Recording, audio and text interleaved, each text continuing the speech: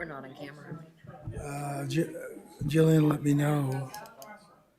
We are now.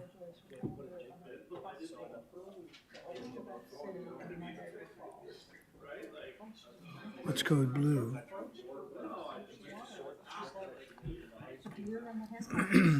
Okay.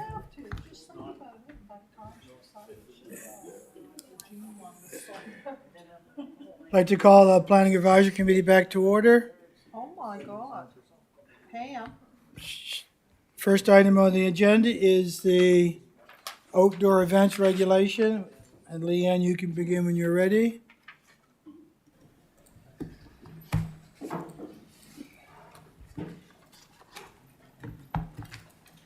We're on item number 11. I don't know.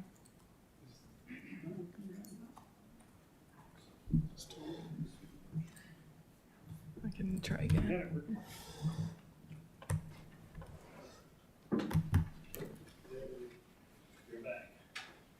Yes.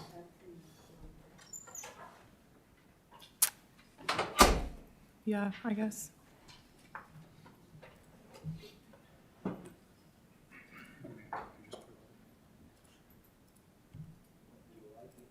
Yeah, might have to follow along.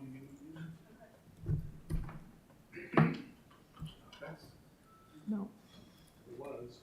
Oh, there you go. that's her screen. Yeah. It's the new 2.0. Leanne, just a minute. On the rezoning application that we just finished, Warden Rolston had a motion she wanted to bring forward, so we'll do that now.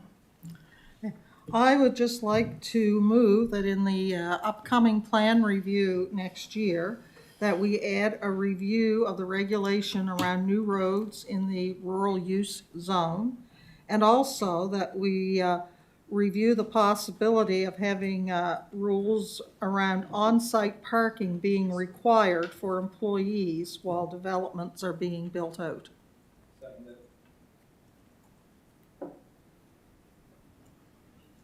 It's a moved and second. No discussion, we'll go to the vote.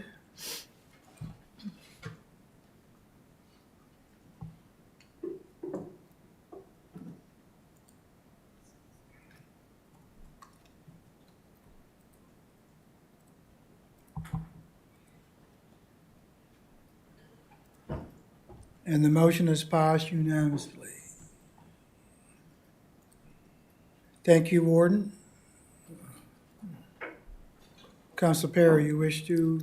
Yes, I'd like to also make a motion with regard to the planning, is that we bring back a report outlining the differences between a municipal paving standard for a private road and the municipal paving standard for a municipal road.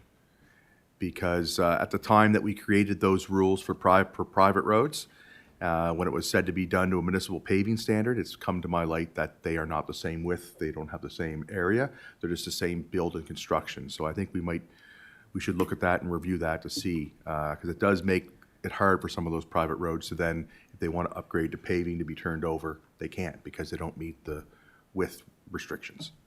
We have a seconder? Second by the Deputy Warden. Nobody wishing to speak, we'll go to the vote.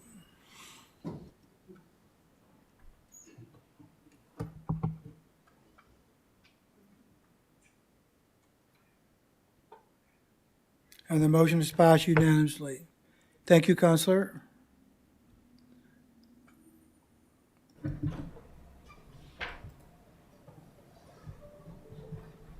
Okay, Leanne, I think we're ready for your report. Go ahead. Mr. Chair, we're just doing a technical. That's okay.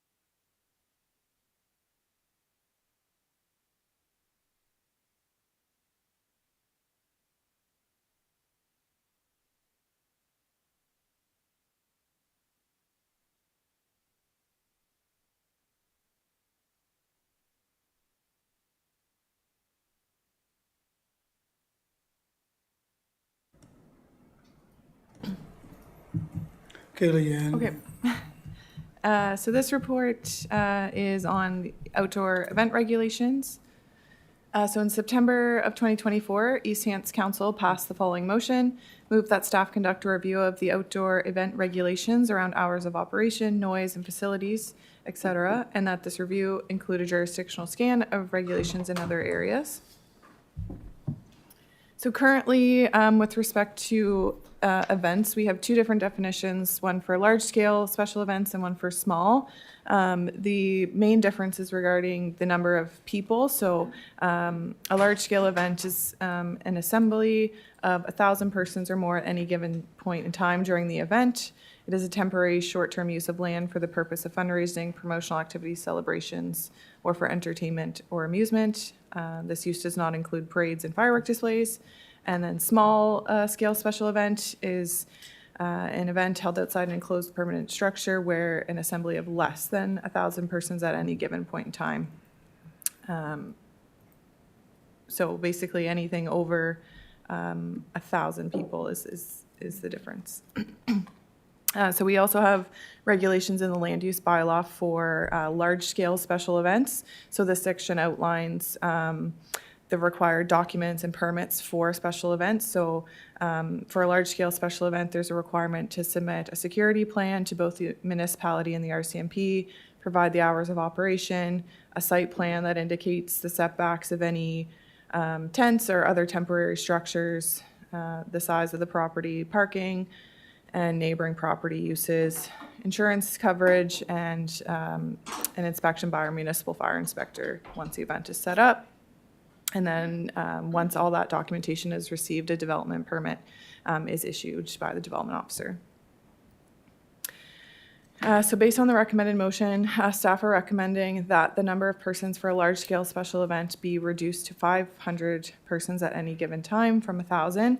Also adding in that municipal and provincial events are not included, and also adding a provision stating a large-scale special event also includes any event where there is assembly of 200 persons or more at any given time during the event that is intended to be semi-private but is accessible to the general public via ticket, admission fee, or similar where electronically amplified music will be played. And then same reduction to 500 for a small scale special event. It's also proposed to add to the large-scale special event section hours of operation. So adding that no large-scale special event shall operate between the hours of 12 a.m. and 7 a.m. Our community standards bylaw contains the regulations for noise within the municipality. So the bylaw states that no person shall cause or allow to be made any noise that unreasonably disturbs or tends to disturb the peace and tranquility of a neighborhood, including shouting, movement, music, or activity. And no owner or occupier of a premise shall cause or allow to be made any noise which originates from the premises and unreasonably disturbs the peace and tranquility of a neighborhood, including any shouting, movement, music, or activity. Typically with noise complaints, residents are required to keep a log of the noise that's submitted to the municipality, and the RCMP may enforce this bylaw, but typically they refer residents to contact the municipality. For our jurisdictional scan, so West Hants Regional Municipality has their own special event bylaw, and that is anything over 500 people. It's required to get a permit from the municipality. The town of Truro has some regulation where a special event application is required if any event tends to be semi-private but is accessible to the public via ticket, admission fee, or similar. In Halifax, they require a permit and approval for any event on municipal lands or where there's food or drink to be sold, and if municipal services, so if they need road closures, police, security, any infrastructure. Events on private property would not require their approval, but must respect their noise bylaw, and they also allow for exemptions to their noise bylaw that people can apply for. So for the amendments, in terms of citizen engagement, so there'll be a notice that the amendments are under review. There will not be required to be a public information meeting, and there would be a public hearing required for the amendment. So we would advertise for the public hearing if authorized by council. So in terms of alternatives, PAC and council may select an alternative number than 500 persons, but staff do not recommend that going below 200 persons. And the recommendation is for Planning Advisory Committee to give first reading and authorize staff to schedule a public hearing. Thank you, Mr. Chair. Thank you, Leanne. Wishing to speak, Warden Rolston. Thank you. Kudos to staff. I think you've done what we asked you to. And this, of course, request stemmed from a long weekend concert in my area last year where they blasted loud techno music from dusk till dawn and onward through the day for like 3 days in a row. And I know we have the community standards bylaw, but that doesn't work for things like this because when it's a one-off thing for a day or two, there's no time for residents to keep logs and there's no one to get a hold of on the weekend to have them, and the RCMP were less than helpful last year. So just want to confirm that I understand that although it is 500, if they are going to be using amplified music, that reduces to 200. Correct, yeah. I would like to get staff's comment on where it says amplified music. Could we say, or other entertainment? I just Yeah. have visions of them, I don't know, chanting or something, playing movies or, I just think there could be other disturbing things, because trust me, the folks that lived in that community put in one miserable weekend last year. So anyway, that, I don't know if that would have to be, the motion hasn't been on the floor, put on the floor yet, so can I just ask to have those words, or do you want to wait for the motion to come and have it amended? Through you, Mr. Chair, I think properly it should be part of the motion to change the recommendation. Yeah. Okay, so then what I'm going to do is move that, oh no, that's the old one. Is there a motion here?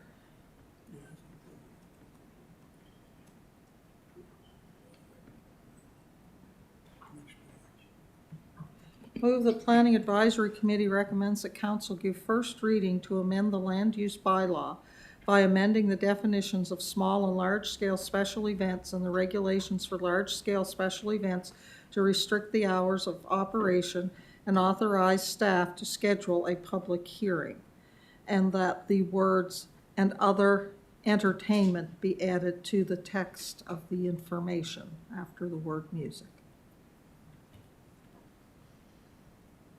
Seconder?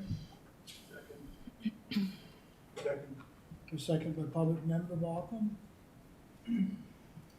On before the motion.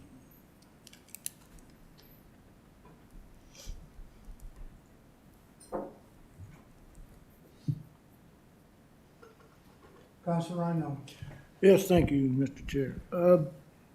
Question, small-scale events, and if this 500 becomes the norm, is up to 500 is considered a small-scale event? Yep, that's Okay, correct. so how does that protect wedding celebration that may have 100 to 200, 300 people? That going on? How do we protect, let's say, the Hants North Ball Association, who have, and it says in here, entertainment. Is sports considered entertainment? Sometimes, I know there last year, we had 250 to 300 there watching certain games. What happens when, the Wyatt Sanford Olympic boxing thing went on there? What prohibit, what's going to help those from coming in and doing all this stuff here so they could hold these events. I appreciate what happened in the council, or warden's district, and that will protect that, but I'm more concerned with how it's gonna affect others. And if you can explain that to me, and that somehow gets protected, I'll accept it. Through you, Mr. Chair, we did have a discussion in terms of sporting events, that those would be considered under the definition as more of a permanent structure, like a ball field.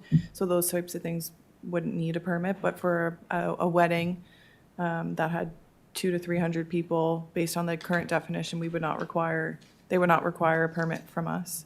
So should not that be somehow reflected in this motion or bylaw or whatever, to change it? Should not that be stated? Through you, Mr. Chair, do you mean in adding that they wouldn't require a permit? It's. Can we clear the definitions of how, what is and what isn't effective? Because I think it's got some, if we don't, then it's gonna be very confusing out there, and people are gonna be calling, well, do I need a permit for this?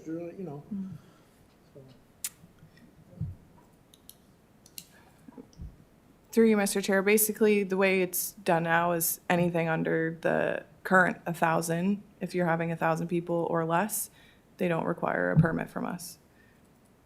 If it's over 1,000, if they believe their event is gonna have over 1,000 people at any given So if we time, drop this at 500, a small scale event is not gonna have to require a permit? that's correct, yep. All right. They So don't it's not- require one And now. that's clear, that's clear. Yep. All right, no, that's fine.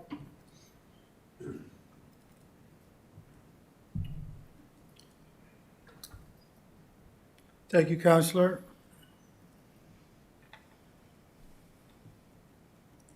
Counselor Dixon. Thank you, Chair. Through the staff, I guess two comments. The RCMP, my concern there would be lack of manpower for major events, and that definitely they'd have to be aware. But the biggest concern I would have would be parking. We have large events, like at the sports place, parking is an issue. I know years ago, the Atlantic Folk Festivals, where parking was an issue, that was a concert going on. How do you plan on addressing how much parking or the area? Is that something that be done in your site assessment? Through you, Mr. Chair, as part of the regulations, they're required to provide a site plan that shows parking. So staff would make the large-scale decision if it's special- adequate or not, or, I believe so, yep, okay, yep, it's a concern. yep. Okay, thank you. Thank you, Counselor. Counselor Garden Cole. Thank you, Mr. Chair. Can you just scroll back up to proposal, maybe? I'm just wondering, okay, an enclosed permanent structure. Now, this may sound funny, but where it can go up and down, what do you consider the dome? Enclosed. It's an enclosed permanent structure? I'm just thinking back to the event that took place at the Dome. How many people were there? Is that information that I'm not anybody sure. had, or? A lot.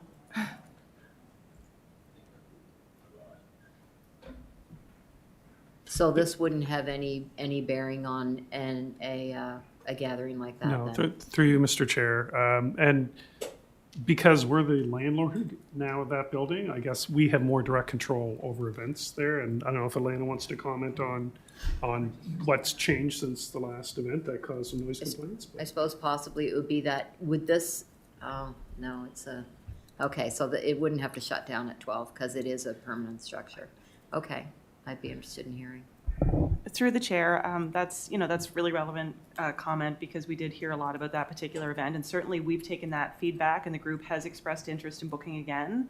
But we are looking at that with far earlier hours of shutting down the event, as well as trying to understand how we can reduce the sound piece. So with our own internal sort of municipal facilities, we have control over the rental contract. So a little bit different, and it's a bit of a safeguard. So I think we're well positioned from that front. Okay, I'm glad to hear that, thank you.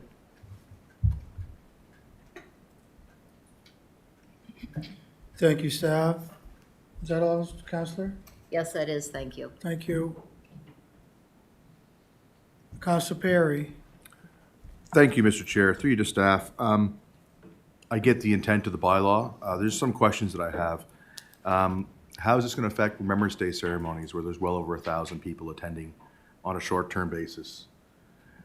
It's not a permanent structure they're visiting. It's a public space, open. The other thing is items such as like most fire halls and communities have community fairs that run, and there's definitely more than 1,000 people, and they're non-permanent structures because they come up and down or they're in public spaces. Things like, you know, not the parades. I see the parades are exempt, so like that, but I imagine some of the other things that happen in relation to Tide Fest in open air spaces and parking lots and heydays and things like that. How do all those fit in under this regulation? I don't want to make, but my whole point is I don't want to make more work and more barriers for these great community events to take place. Through you, Mr. Chair, for an event like Tide Fest, for example, they've never indicated that they were having more than 1,000 people, so we've only ever issued permits for their food trucks. But now, where they likely would have over 500, they would have to get a permit for a large scale, because they'd be under the definition now of a large scale special event. We've also included that provincial and municipal events are exempted. They don't need to come in for permits, so. How would Remembrance Day, because I know some Remembrance Day ceremonies are attended by well over 500 people, sometimes over 1,000 in certain areas. I don't know. Yeah. Is it? Through you, Mr. Chair, we've never required a permit for Remembrance Day. Exactly. I don't know if we should have been, but if there are actually more than 1,000 people at a cenotaph for those events,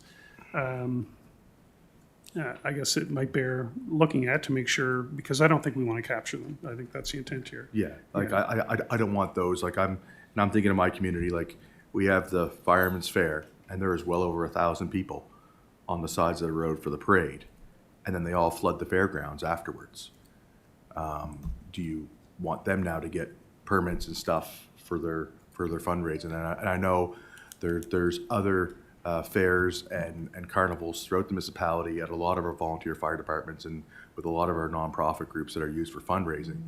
I get the intent of this is for the for-profit generation, but this can have an effect on our nonprofits, which are already struggling with volunteers, struggling getting things going and doing things. I would hate to put another barrier in front of them that might frustrate some people to make them even walk away from some of these things. So that's my concern, how those are going to be looked at and how are they going to be administered, and are we going to have an exemption list added to this bylaw which says if you are doing it for ABC reasons, you are exempt for this period of time, provided that your event does not go past certain hours. Because I know a lot of these events, they'll have a fairgrounds and a carnival during the day, and then most of the halls have a dance at nighttime for the public. They pay admittance, they go to a dance, they have a good time. Well, that's going to go way past your 10 o'clock time frame, right? But that will now be probably, the hall might be considered a permanent structure, so they wouldn't need to do that. So it's just, we're kind of all falls under one single event. How is it broken down? It's just things I could see that could come up in the future, because we do run on a complaint-based system here in the municipality, and empowering one begrudging person that is cranky to complain about something such as these events that provide such a benefit to our communities, our municipality as a whole. I would hate to see that become a barrier going forward. Thank you. Thank you, Councillor.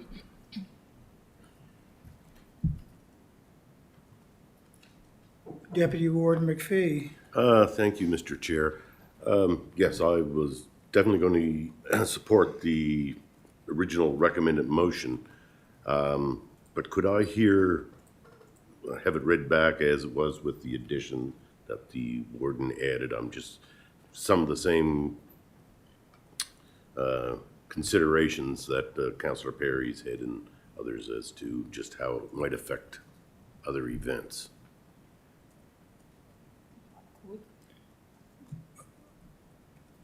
Warden, you would like to Well, the, Clarify that for. yes, because the text change wasn't actually part of the motion, it was part of the green outlined change that led to the motion.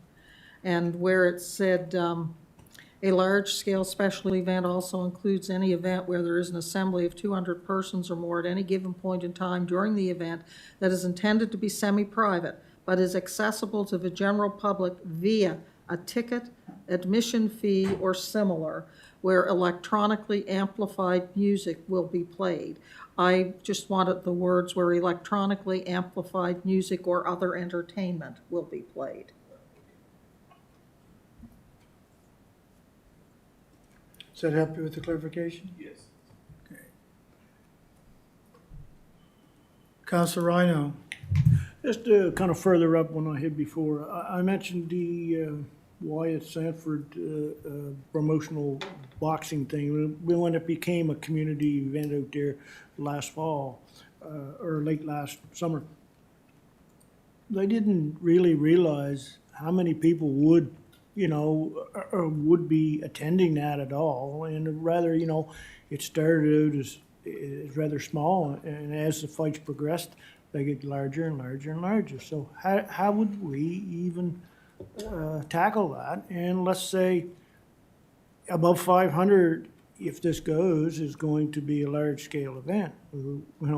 What happens if there's 550 people, 501, and it's come to find out? And how are we going to kind of police this, and how would we work around those things where we have no idea at the start of something how many people may attend? How would we work around that? Through you, Mr. Chair, I'm not sure. Basically, I think if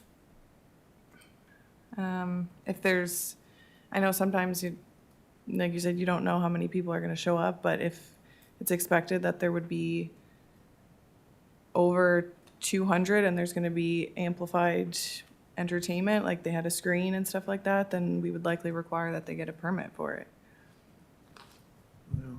Again, and no disrespect, but I'm not hearing a lot of, this is the way it's going to be. You're not. It seems very unsure, and really for me to try to vote on this, I'd like a little bit more of insurances and for this, and I wouldn't be against this going back to try to tighten some of this up before we move this. So those are my thoughts.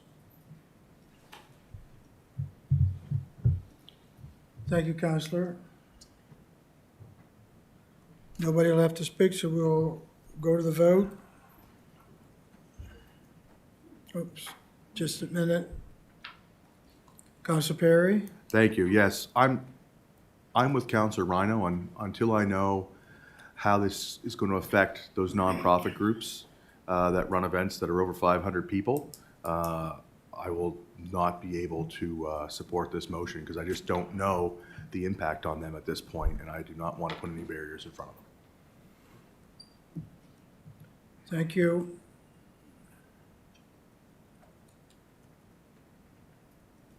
Go Through ahead, you, John. Mr. Chair, I can add a little bit. I don't think we have every answer today, but first of all, nonprofits wouldn't have to pay the fee. They would be exempt from that. And I'm sure there are events that happen where, you plan to have 100 people and 300 show up or, whatever. That we're not going to capture everything, and I don't think there's a big deal there.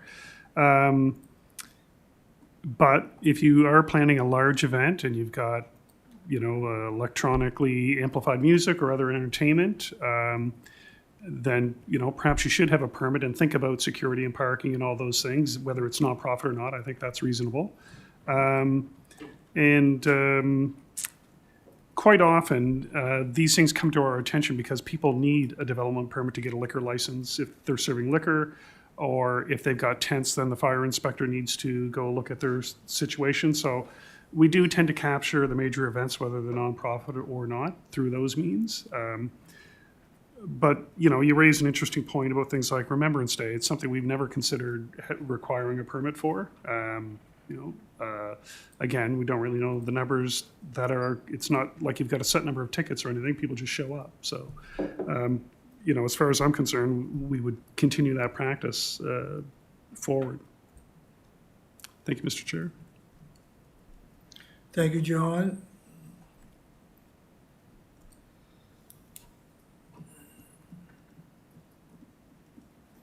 Warden Rolston? Thank you. Yeah, no one wants to cause nonprofit groups a lot of headaches, and where there's no fee, I'm sure of a nonprofit group called staff and said, look, we're having this event, we don't know how many people are going to be there, what do we have to do? I don't think it would be probably an extensive process. There could be something in place to help these folks through. I don't know, but I just know for me that an entire community got no sleep for, I forget if it was 3 or 4 nights last summer, because amplified music was blasted, as I said, day and night, with maybe a couple of hour break mid-morning in the daytime, and that was it. And they were reduced to trying to wear noise-canceling headphones. Not everybody had them. And it's just not good. And there was an expectation there that we should be able to do something about it, and we couldn't. So anyway, I would have no problem with exempting Remembrance Day services from this. I mean, that's not the intent of this, and I would almost say, I don't know what it would look like, but maybe we could do something for things like the Wyatt Sanford event. I don't know how you manage that, and I don't know how big the biggest crowds were there that day, because people didn't stand still long enough that I could count them, because I tried a couple of times.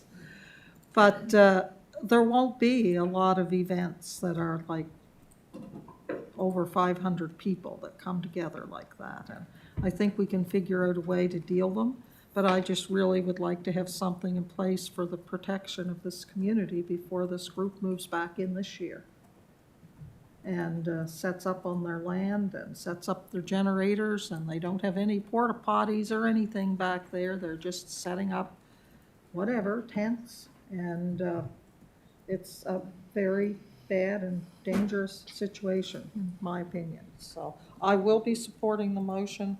I have no problem if someone wants to move an amendment to exempt Remembrance Day services. And certainly, once the motion's passed, staff could be asked to see if there was some way of, I don't know, to look at the nonprofit things like the Wyatt Sanford event. But beyond that, as if you're going to have over 500 people congregate in a place, you should have a parking plan. You should have washroom plans. And you should have security. And those are my comments. Thank you. Thank you, Warden.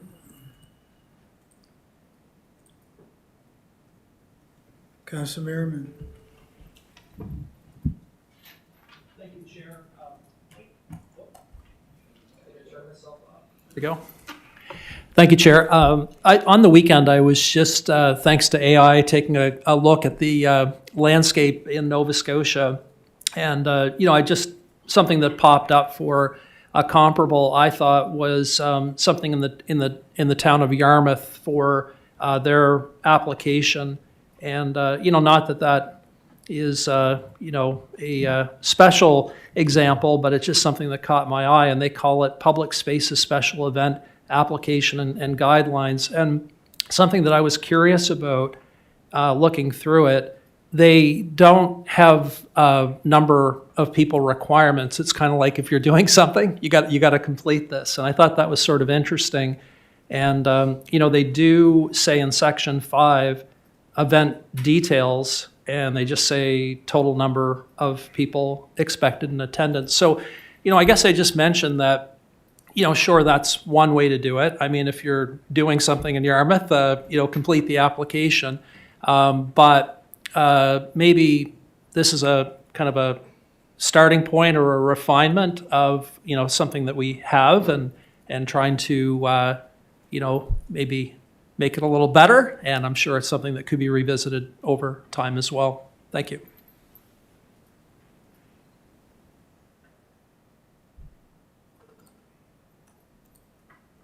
Thank you, Counselor. Deputy Warden McPhee? Thank you, Mr. Chair. Through you to staff, I was just wondering, with our heyday celebration, how this would affect, because we have amplified music. I know we do it on the community grounds now, the Shubenacadie River Park, and it's under license. So how would this affect us putting that on? Because we'll have, at some point, 500 people or more there. There'll be bands there. There's games. Would that be, it's on municipal property? Yep, I don't know, but it's not organized by the municipality. no. So, sorry?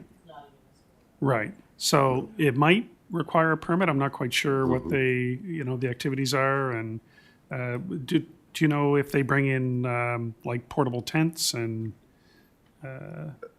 Just, like event tents and? we have event tents, yeah. Yeah, I mean, they may already be getting a permit every year. I'm not sure. We get through a license, I believe, isn't it, Elena, A license from the province for? from the municipality?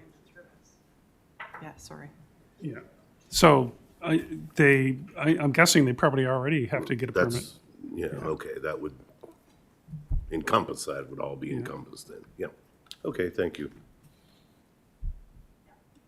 Thank you, Deputy. Deputy Warden. Sandra Garden Cole. Thank you, Mr. Chair. Just an observation, like at Enfield, it's a Remembrance Day parade. And then they just congregate at the cenotaph, but there is the veterans and the members of the Legion are in a small walk, so I guess that would fall under the parade. Kind of like Wyatt Sanford, that was a parade as well, where he walked through the town, then ended up in a group gathering, so I guess you'd have to determine at what point it stops becoming a parade. And so, it's like Councillor Merriam said, we could hammer out some more details on this, but my feeling is that it would be nice to get something in place in anticipation of these possible large, really possibly events coming up that may really impact people, and then maybe hammer out some of the fine details down the road. That's it for me, thanks. Thank you, Counselor. Counselor Rhino? Yes, thank you, Mr. Chair. I don't want to hold up like things, some kind of protection for like what the warden is describing. I don't want to do that. But on the other hand, I want some kind of protection for Remembrance Day parades, the things like the Wyatt Sanford boats and things like that. So I'm through you to staff, to John.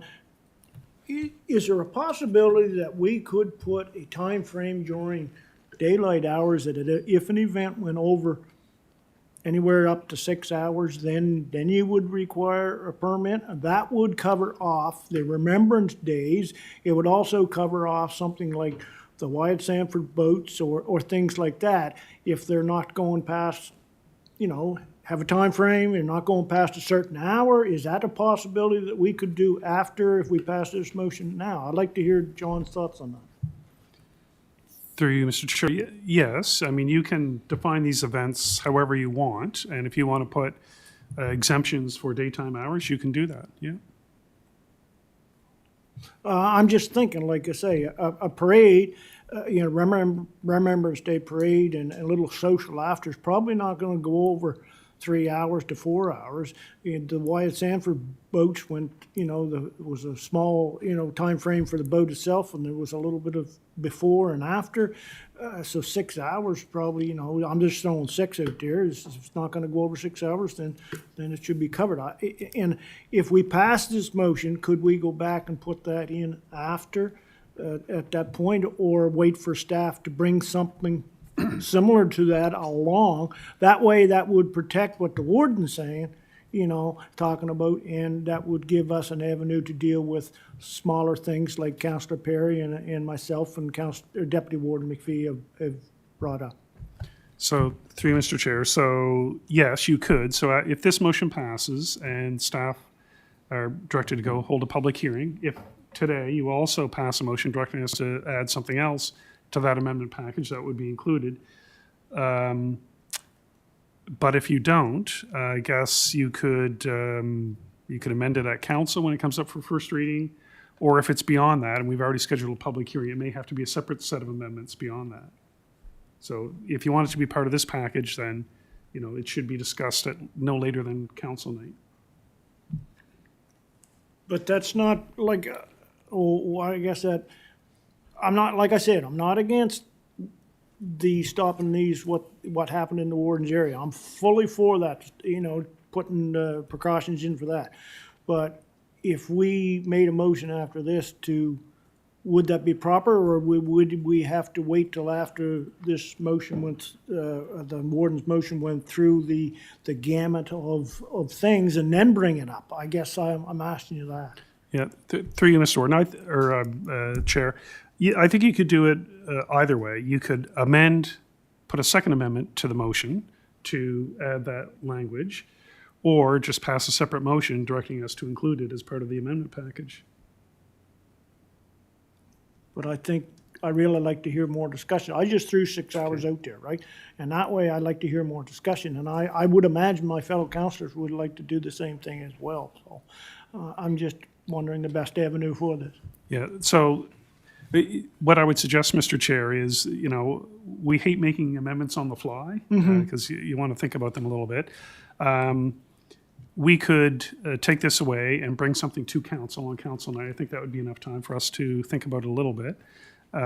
So if you pass a motion directing us to do that, we'll go away and think about how to include those exemptions that you're looking for. Well, I'd be interested to see what the fellow councillors thought about that. So that's all for now.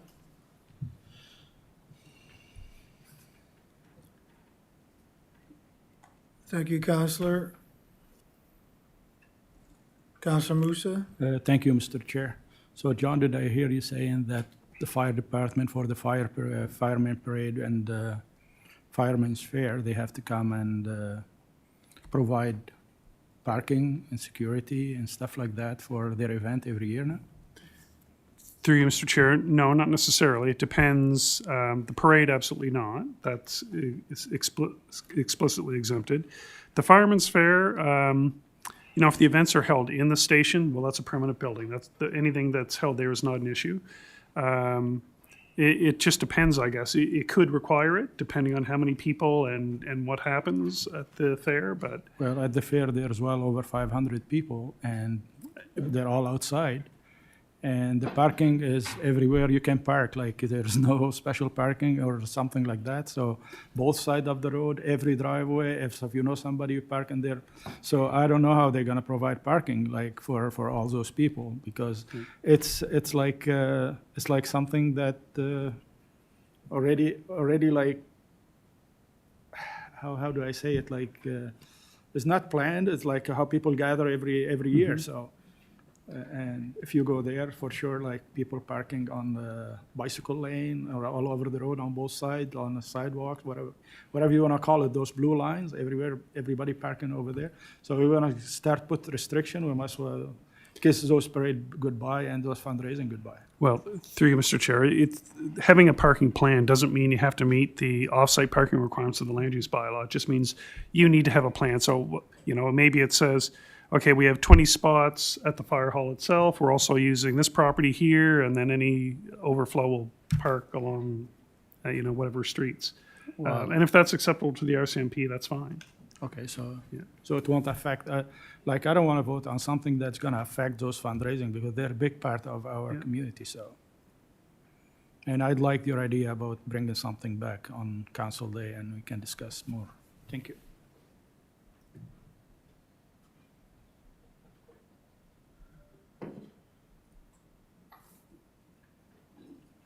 Thank you, Councillor. Warden Rolston? Yes, I would rather staff had some time to craft up something that might meet the concerns people are raising before we just try to willy-nilly stick something on. But I'll just throw it there for consideration as they're kind of wrap their heads around it. Maybe we could add something about events taking place in designated sports fields or facilities, because a lot of these events would take place at ball fields or places like that. And, you know, certainly every time there's a ball tournament, we don't want folks having to come and, you know, get a special permit for that. So maybe that's something that could be included, and maybe you even include something like designated properties in, I don't know, fire departments or, you know, things like that. Ways to make it work that doesn't throw it wide open to anyone. I'd be a little concerned about no regulations for 6 hours in the daytime, but I guess we don't have any regulations really now about that, and it's worked out all right. So I'll leave that up to staff to figure out how they would work that. But perhaps if we, you know, if we had things that exempted designated sports grounds, well, then that would take care of the things like the Wyatt Sanford and ball tournaments and things. And maybe you could even say parks. I don't know, but I'll leave that up to staff. But I agree, I'd like to get the recommendation passed today, and if staff could bring something back council night in a package of amendments, that would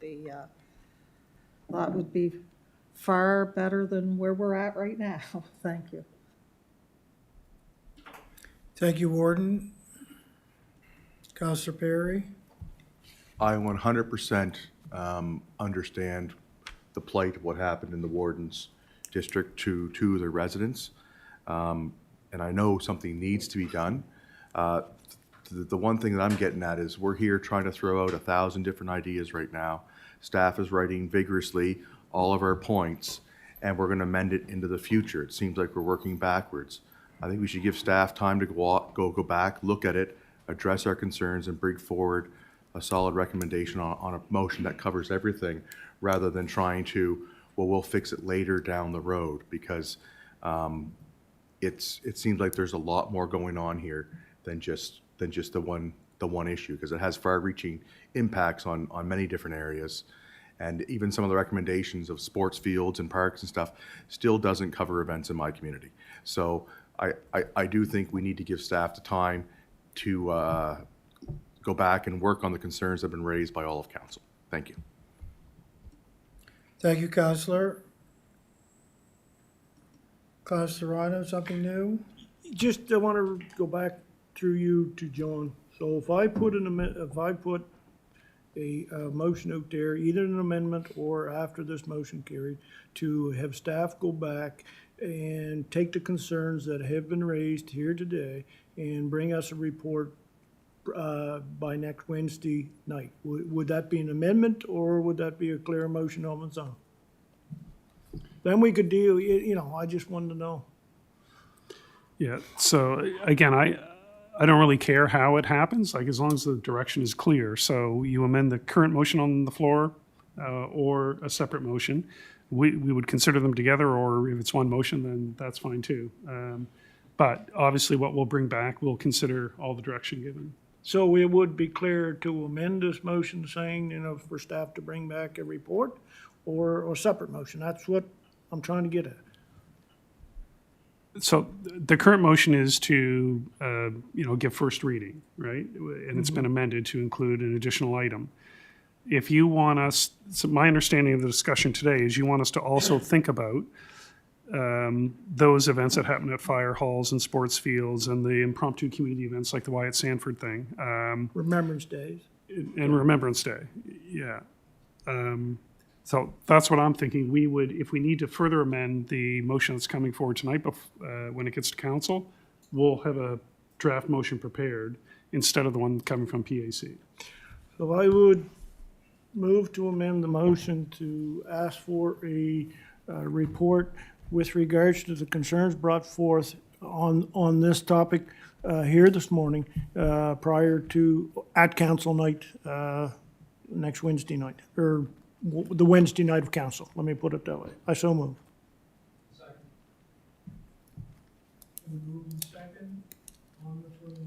To the amendment, I'm just not sure if that's in order. I don't disagree with it, but this motion is to send it to, is to give it first reading and send it to schedule a public hearing. I think what the amendment would have to be, or whatever, I would have thought a separate motion for staff to prepare a package of amendments that could be added at first reading, council night.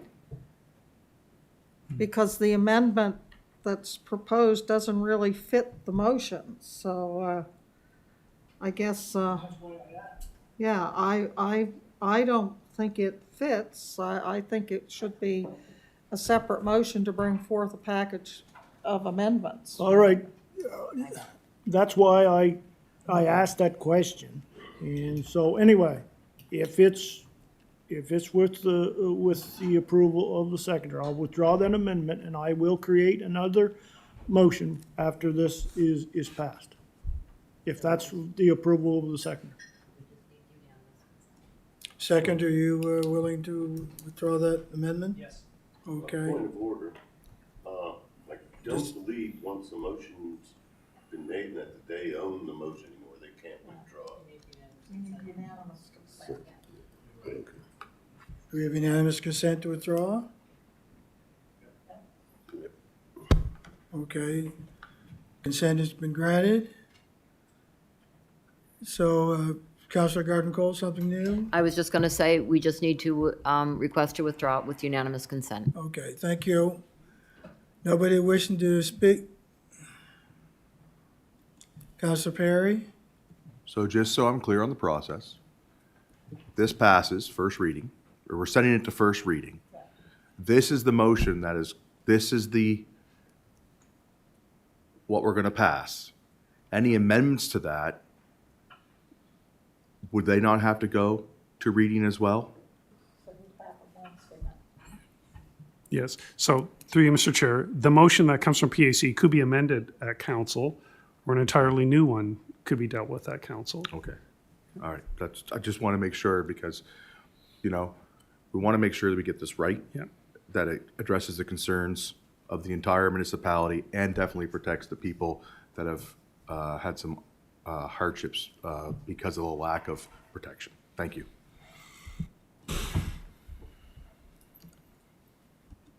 Thank you, Councilor.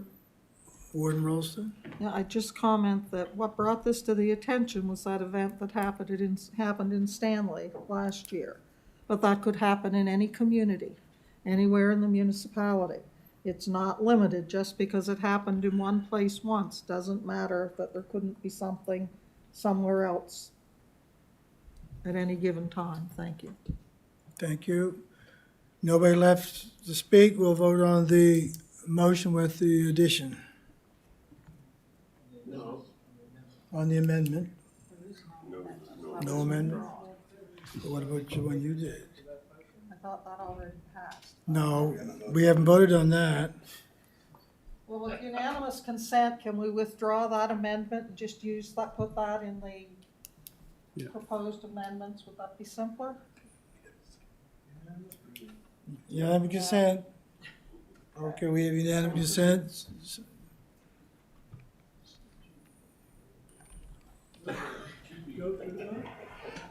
Are we going to do it? Go to the vote.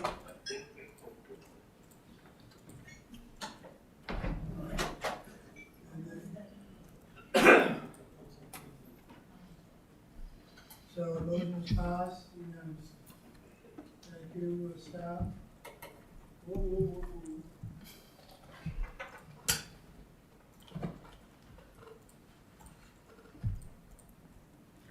Councilor Rhino.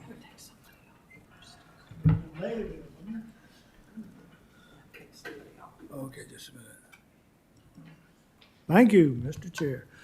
I would move that staff be directed to bring back a series of amendments a series of possible amendments that could be discussed at council meeting the next council meeting with regards to the series of concerns expressed by council here today with regard to this special events bylaw. I so move.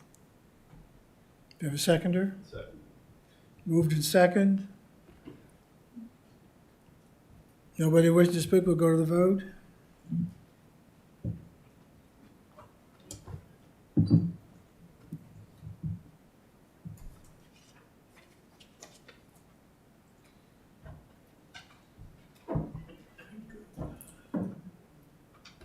And that motion is passed unanimously.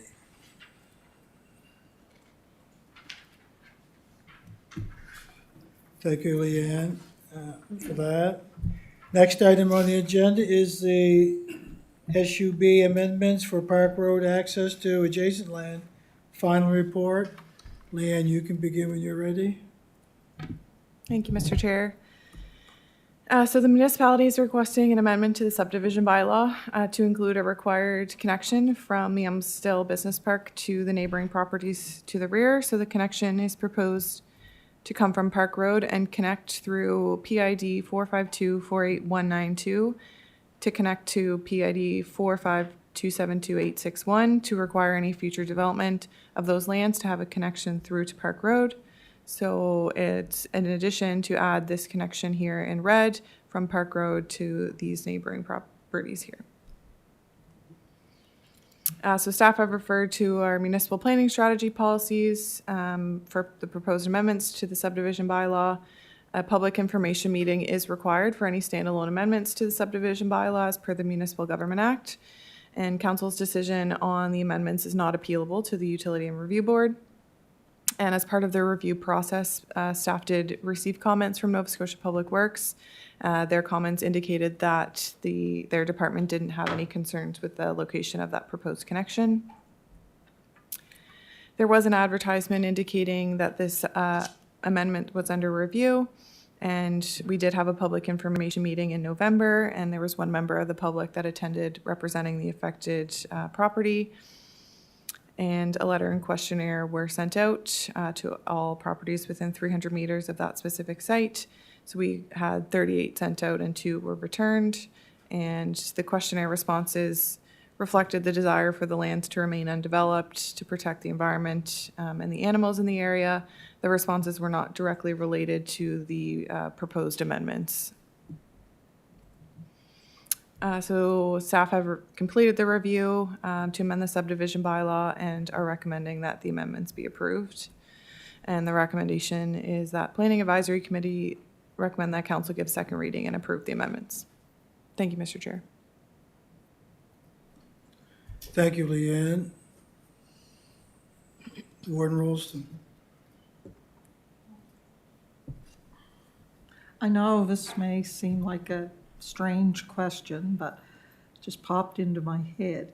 There would be, I agree, I'm very supportive of the recommended motion, but this would not in any way eliminate the requirement for them to have a driveway onto the 214 as well. They couldn't just use this little driveway onto Park Road as their only access if they had under 100. I just want to make sure. Through you, Mr. Chair, if you go back up to the map, there's also all the other connections in green are required as well. So there is one that comes out to the 214. Okay. Those are already in the subdivision bylaw. But those are not directly from that PID. Those are separate PIDs, correct? There's no requirement for there to be, all right, that big property where the little red connection is coming out of. If that's subdivided into, I don't know, however many lots, there's no requirement for those green roads to extend into that subdivision. Through you, Mr. Chair, but there is a requirement to connect to them. And we actually have seen the preliminary plan for that owner's property, and they do actually line up with our connections. So, you know, they're meeting the intent and of what this Yes, is to after provide you've that been connectivity. discussing these things for 20-some years, and you look at it and say, would probably never happen, but what if? And I just kind of like to ask about the what ifs, that's all. Thank you.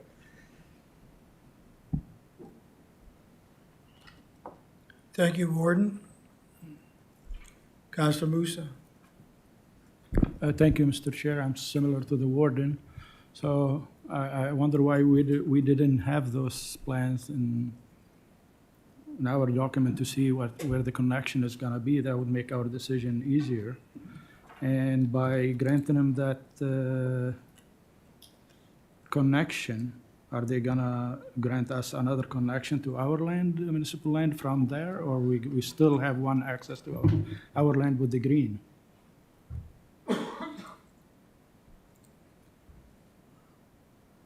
I don't know what our land is. Through you, Mr. Chair, so as I understand your concern, Councillor, that they're somehow avoiding a requirement, or?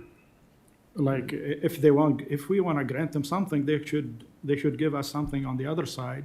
Would be nice to connect all the way through, instead of connect to their land and we have to only connect one way. So, through you, Mr. Chair, I mean, as they go to subdivide their land, there are a number of requirements. You have to provide a road connection every 400 meters, I think. So that's there anyway.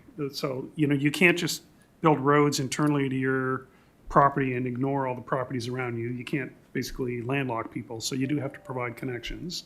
To the warden's initial question, there's no specific requirement to actually come out to Highway 214. You can use the roads that are in, that you're already connecting to, like Park Road in this case. But I'm not quite sure what the concern is. They as they develop their property, there are a number of requirements in the subdivision bylaw they have to meet. And in addition, because of this map, there are a number of connections that they have to make as well to our properties. Yeah, but I mean, my point is, if we give them that connection, it's not gonna, they don't need the one from the Highway 14. So that would eliminate one exit that we're, in every subdivision now, we're looking for more access, more than one access.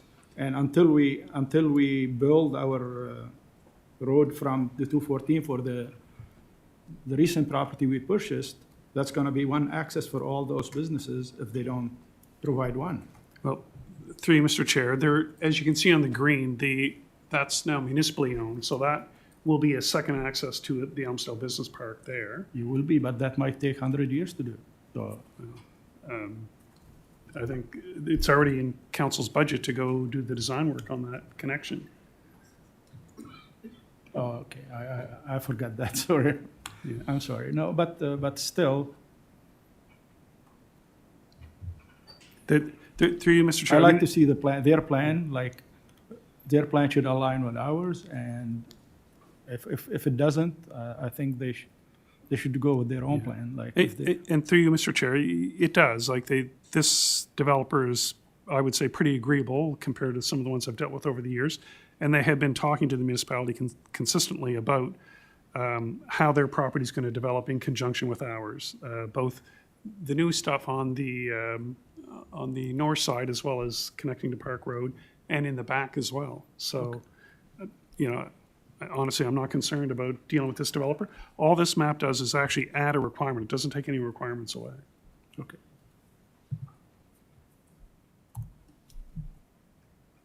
Thank you, Counselor. Counselor Gordon Cole. Thank you, Mr. Chair. Just a couple questions, if you can go back to what was just on the screen there. I don't know anything about the intention of this property other than what's before me right now.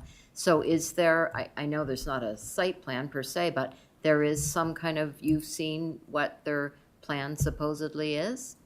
We're not seeing it here, but. Yeah, through you, Mr. Chair, I mean, there's no application submitted, so I better be Right. a little bit careful. But yes, because they're an adjoining property or to municipally owned property, they have been in discussions with us about road connections and uses and so on. But So, and would you say that it is their intention not to, like, in my mind, if they are buying that big piece of property, they'd be connecting off the 214 and heading in and doing what they want to do with it. Well, yeah, I mean, they could try that. I mean, there are other considerations like Nova Scotia Public Works in terms of where they will permit intersections. But the Park Road connection is one that they actually intend to use. And so they were actually surprised we were doing this amendment, but we started this process before they bought the property and showed us their concept plan. We wanted to make sure we get that connection because this property was for sale at the time. We didn't know who was going to end up with it. Okay, thank you. Is that all, Counselor? Yes, thank you.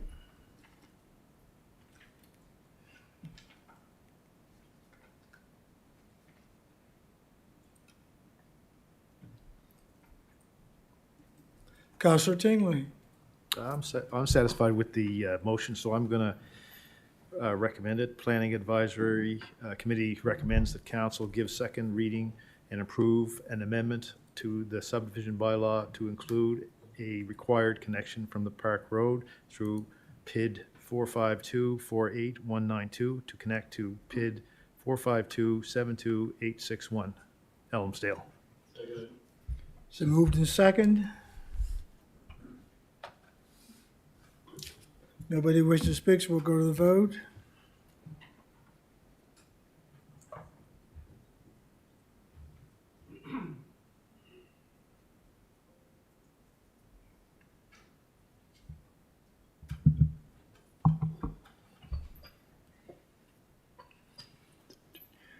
And the motion is passed unanimously. Thank you, staff.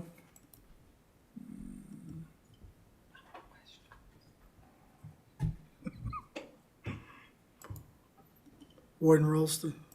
Just a question through you to staff. At the time that this connection would be built, there would be regulation or input on what it looked like? How wide it is, the standard it's built to, whether or not it's a stop signed intersection, or whether or not it's a lighted intersection, those type of things?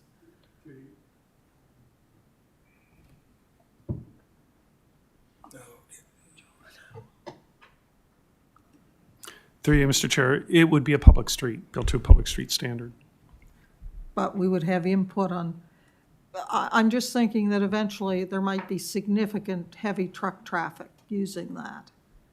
And, you know, what type of intersection would be required it's not just gonna be a little road that's floating into an open field there. There's going to be another road of some type there, and there's going to be an intersection, or whether the requirements for what type of intersection would come into play when whatever that road is developed.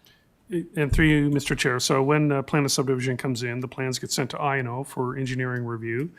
And we do have a separate standard for industrial streets, so I assume that's the one that they would apply to that road. Thank you.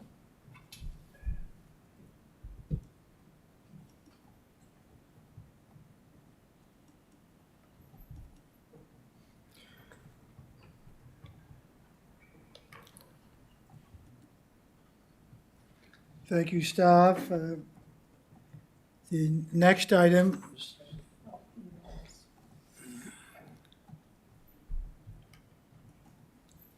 Councilor Musa.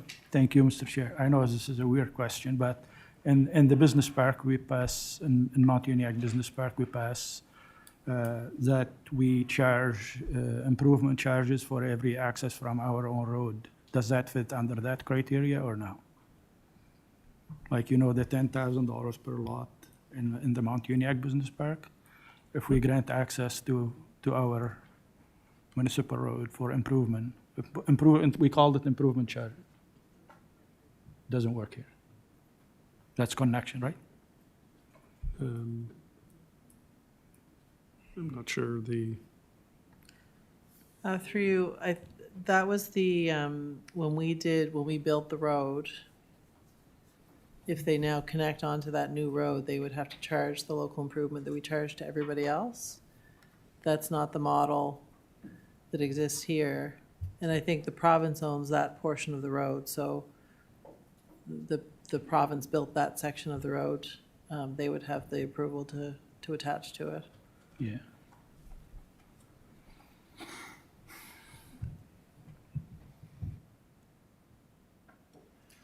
Thank you, CEO and Counselor. We're getting close to the hour of lunch. The next item is MGA changes. Through you to John, we get that done in 7 minutes, or?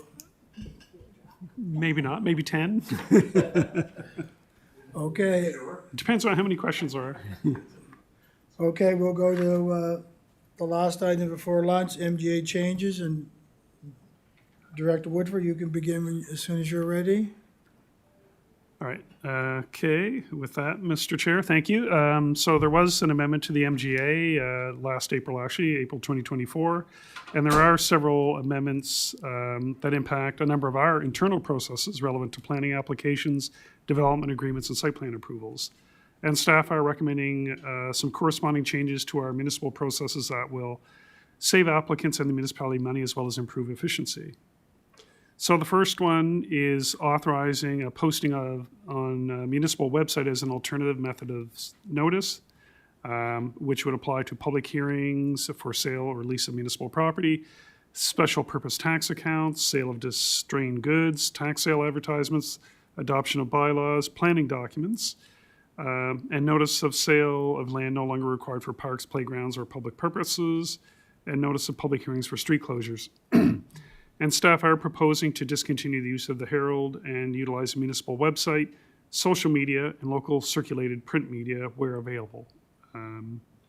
So the first change is just that, where we would change this policy in the municipal planning strategy to remove reference to requiring advertisement in newspaper and just use our website and social media as well as print media where available for public hearings. Oops. The next slide deals with a change on non-substantive development agreement amendments to be approved by the development officer rather than council. And the authority exists for council to define substantive and non-substantive amendments within a development agreement. And staff propose that the development officer be given the authority to approve non-substantive amendments to development agreements where they are already defined in the in existing and future development agreements. So the next slide shows a proposed new policy in the MPS IM 36, where it says applications for non-substantive amendments to a development agreement shall be submitted to the development officer. The development officer shall approve non-substantive amendments to a DA where the proposed amendment is listed as a non-substantive amendment within the DA. The proposed amendment is in keeping with the DA, the strategy, and all other municipal bylaws, regulations, and standards.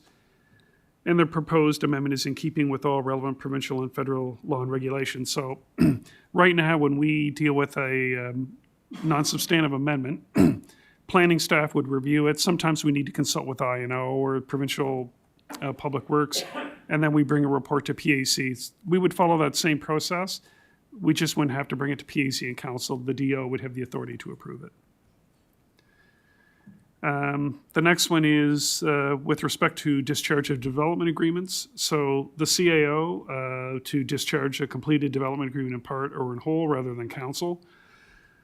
So there is a draft MPS policy IM 37 has been prepared for consideration in keeping with that change as well. And these tend to be, fairly routine things we would bring to council to discharge a development agreement if a development is complete or a developer walks away from a project. There's just no reason to have the development agreement in place anymore. So this policy would say, when exercising their authority under Section 229 of the MGA, the CAO shall consider discharge of a development agreement in whole or in part upon advice of planning staff. So that would just be a check with staff to make sure, there's underlying zoning that would cover the use there or the use never happened, what have you. There are a number of other changes to the MGA, removing the requirement for certified copies of planning documents or amendments and clerk certificate to enable electronic submission. We can't currently do that because the province needs to pass regulations to enable that, but when that happens, we'll look at that. Also require the appeal of site plan approval to state the grounds for the appeal and limit appeals to substantive matters. And that is also not currently possible because the province hasn't defined what an unsubstantive and substantive matter is with respect to site plan approval. The next one clarifies council's ability to approve a development agreement in principle with administrative contractual details to be dealt with by the CAO.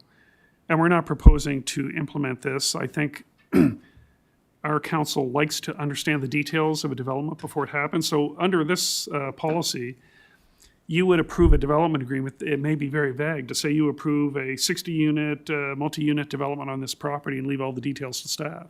I don't think that would be acceptable to council. Correct me if I'm wrong, but I think you like to see exactly how the property is to be laid out, the landscaping, parking, and so on. So that it's not something we're proposing to implement. The next one would enable the municipality to require financial contribution within a development agreement for off-site improvements.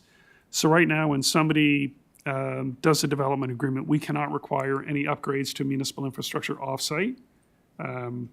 This would enable you to do that, so we're proposing to look at that in the plan review.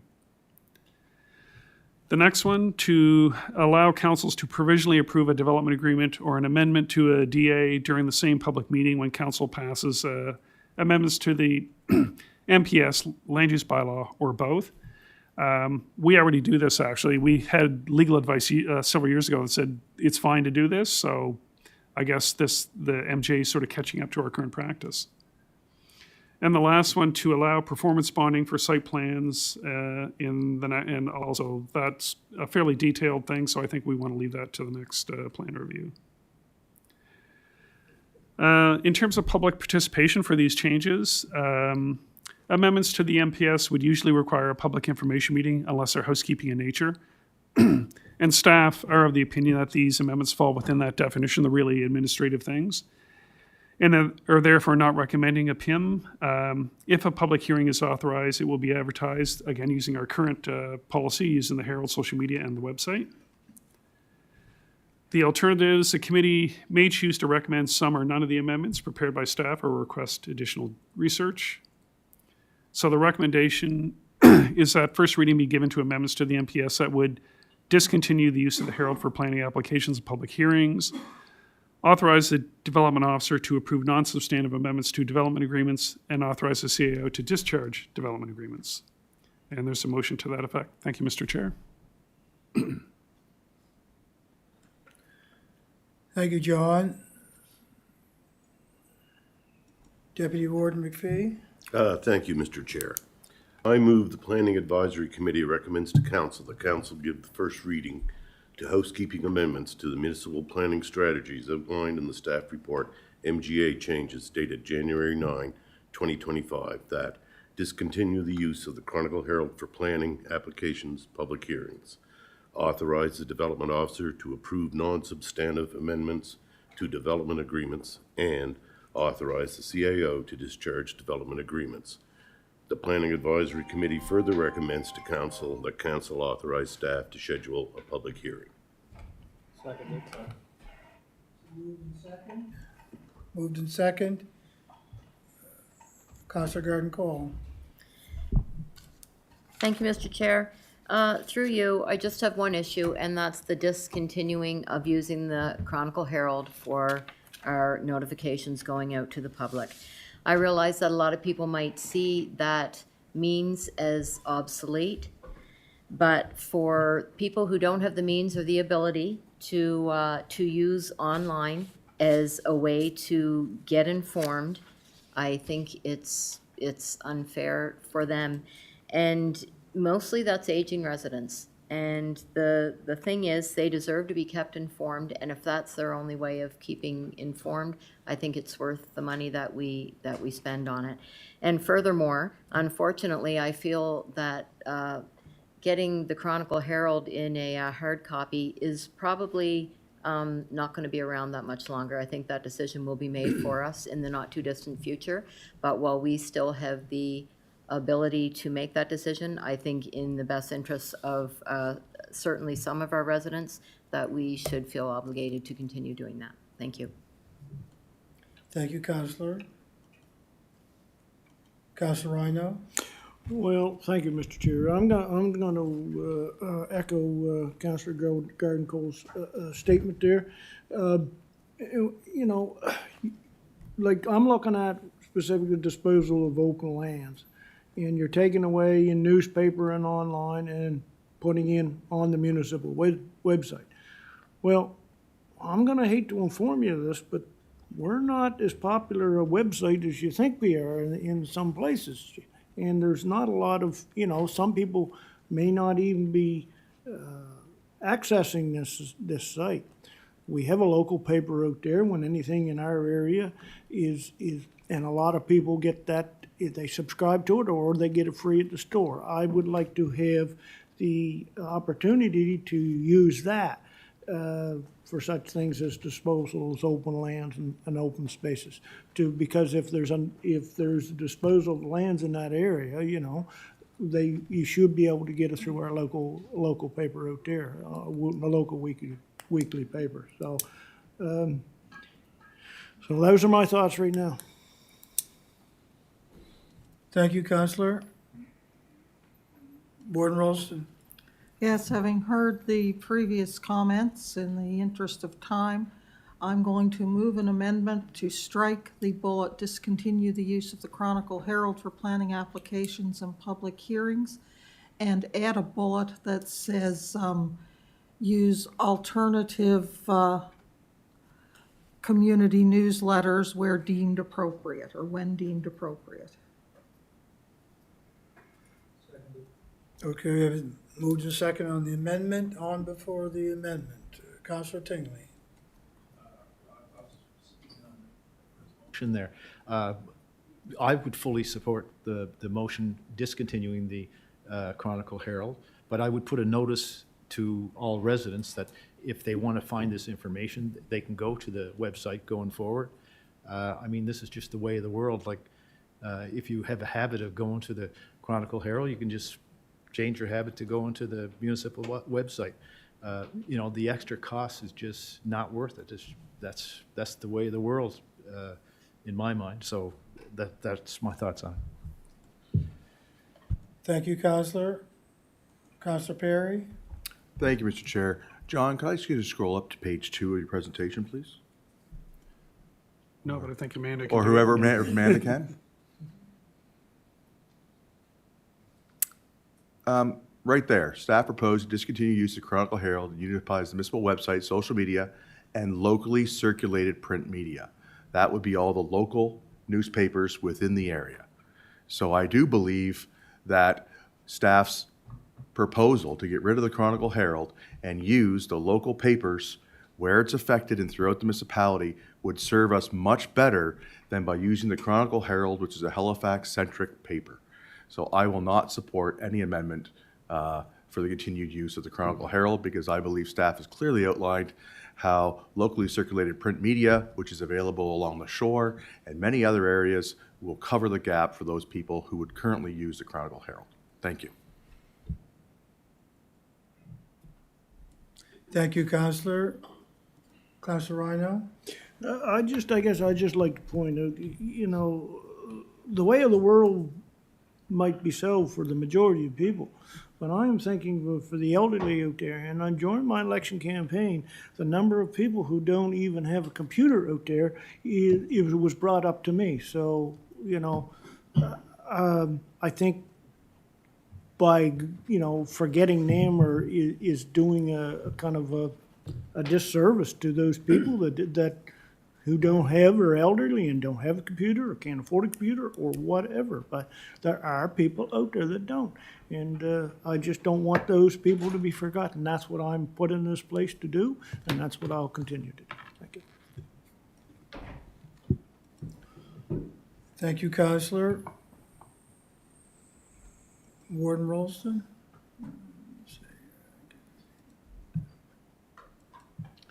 Speaking in support of the amendment, in the grand scheme of our budget, those advertising dollars are not huge. And I understand where people are coming from, because I can't even get the paper copy of the Chronicle Herald delivered to my home anymore.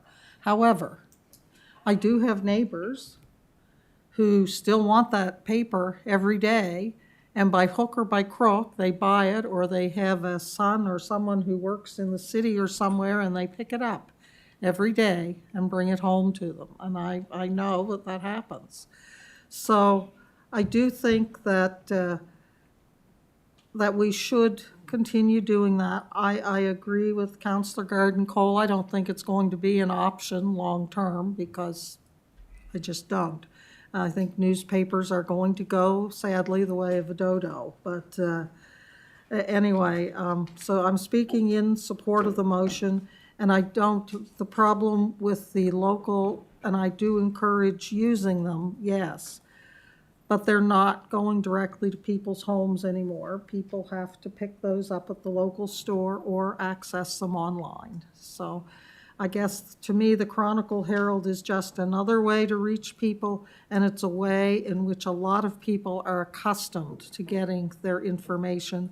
And if it's discontinued there, and they happen to be a resident who does not use social media, and there are a lot of residents out there who do not use social media, and perhaps a resident who does not drive, depends on a family member to take them for groceries every couple of weeks. They might not have the opportunity to get other means, but if they can still get the newspaper to their house, that's where they're getting the bulk of their information. So speaking in support of the amendment.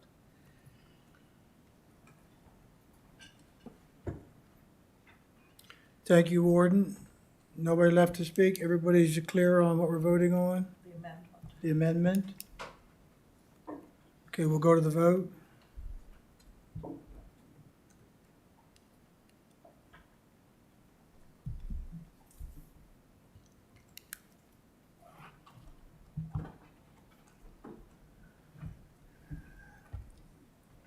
And the amendment motion has passed with a vote of 9-4, with Deputy Warden McPhee, Councilor Musa, Councilor Perry, and Councilor Tingley voting nay.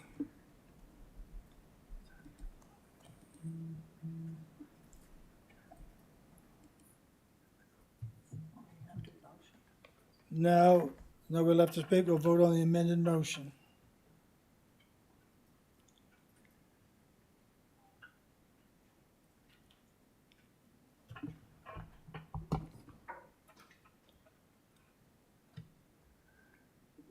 And the motion has passed 11-2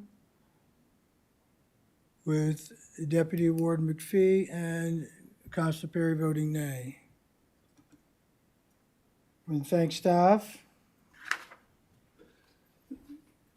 We will now break for lunch, coming for